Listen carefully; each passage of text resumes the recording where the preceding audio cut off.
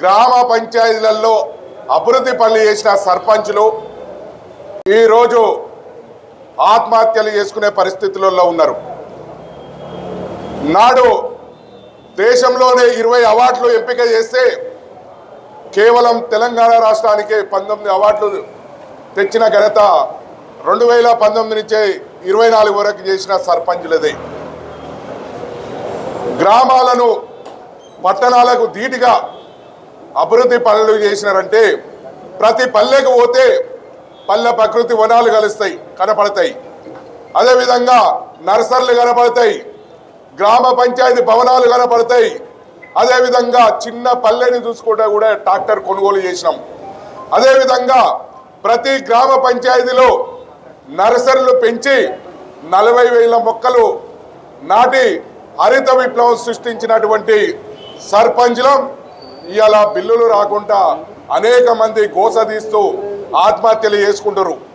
అయినా కానీ ఈ ప్రభుత్వంలో ఏర్పడ్డ సంధి మేము ఎమ్మెల్యేలను మొదలు పెట్టుకుంటే మంత్రులని ముఖ్యమంత్రి దాకా అనేక సార్లు కలిసినాం, వినతి పత్రాలు ఇచ్చినాం. అయినా కానీ స్పందన లేదు. అయినా కానీ స్పందన లేకపోతే రాష్ట్ర గవర్నర్ గారిని కూడా కలిసి మేము మెమోరాండం అందజేసినాం, మొరపెట్టుకున్నాం. నెల రోజులలో బిల్లులు ఇస్తామని చెప్పిన గవర్నర్ గారు కూడా లేడు. ఇప్పుడు మళ్ళా కొత్త గవర్నర్ గారు వచ్చినాం. అయినా కానీ స్పందించకపోతే అనేక రకాలుగా నిరసనలు తెలిపినాం, ధర్నాలు చేసినాం, అనేక రకాలుగా ఇబ్బందులు పడ్డాం.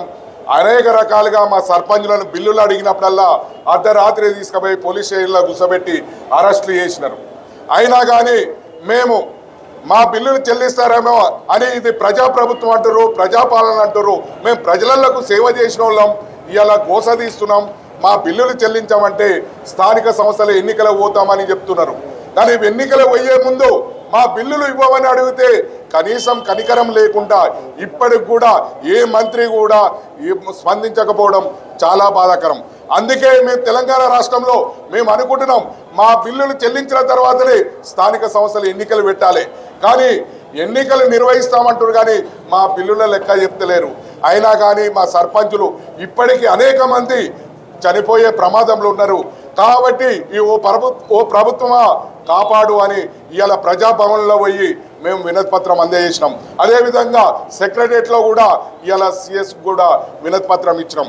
అయినా కానీ మా పెండింగ్ బిల్లులు ఈ ప్రభుత్వం చెల్లించకుండా ఎన్నికలు నిర్వహిస్తే మేము పెద్ద ఎత్తున ఆందోళన దిగవలసిన పరిస్థితి వస్తుంది. మా సర్పంచులు ప్రాణాలు పోయే పరిస్థితిలో ఉన్నారు. కాబట్టి కాపాడవలసిన బాధ్యత ఈ పాలకుల పైన, ఈ ప్రభుత్వం పైన ఉన్నదని మేము ప్రభుత్వానికి గుర్తు చేస్తున్నాం. మేము ఇప్పటికీ మాకు 600 కోట్లు ఇంత ఒక చిన్నది. అదేవిధంగా మీరు మూసిని లక్షల కోట్లతో ప్రక్షాళన చేస్తామంటారు. అదేవిధంగా ఏ నియోజకవర్గానికి పోయినా 1500 కోట్లు, లక్షల కోట్లు అని పెడుతున్నారు. కానీ మా బిల్లులు 600 కోట్లు ఉన్నాయి. 12,679 మంది సర్పంచులు ఇబ్బందులు పడుతున్నారు. మా సమస్యని పరిష్కరించాలి. కానీ పరిష్కరించకుండా ఎన్నికలు పోతామన్నది ఇది సరైనది కాదు. మేము ప్రజాప్రతినిధులకు కలిసినాం. అదేవిధంగా ఈ రాష్ట్రంలో ఉన్న దేవుళ్ళను కూడా వేడుకునే పరిస్థితులు ఉన్నది, వేడుకున్నాం. అదేవిధంగా జూబ్లీస్ పెద్దమ్మ తల్లిని మొక్కులు చెల్లించినాం, మా బిల్లులు చెల్లించామని. ఒక మహిమగల్ల తల్లి ఈ మొండి ప్రభుత్వం వింటలేదు కాబట్టి ఈ ప్రభుత్వం వినేటట్టు మా బిల్లులు చెల్లించామని అడిగినాం. అదేవిధంగా ఖైరతాబాద్ వినాయకునికి ఒక మహిమగల్ల తల్లి, మహిమగల్ల గణేశుడు, ఆయన ఎంతో మంది కోరికలు కోరుకుంటే నెరవేర్చినోడు. ఆ మా కోరికలు నెరవేర్చమని మొక్కే పరిస్థితి మొక్కినాం. అయినా కానీ ప్రభుత్వానికి కనికరం లేదు.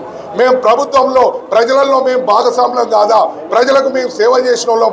మేము గోడు ఎలబోసుకుంటున్నాం. మా సర్పంచులు అనేక మంది ఆత్మహత్యలు చేసుకుంటారు. మా శాపనార్థాలు ఈ ప్రభుత్వాన్ని తలగకుండా ఉండాలంటే మా బిల్లులు చెల్లించిన తర్వాత స్థానిక సంస్థలు ఎన్నికలు పెట్టాలి. కానీ ఎన్నికలు పెడతామంటారు, బిల్లులు చెల్లిస్తలేరు. అదే రకంగా డైవర్ట్ పాలిటిక్స్ రాజకీయాలు నడిపిస్తారు.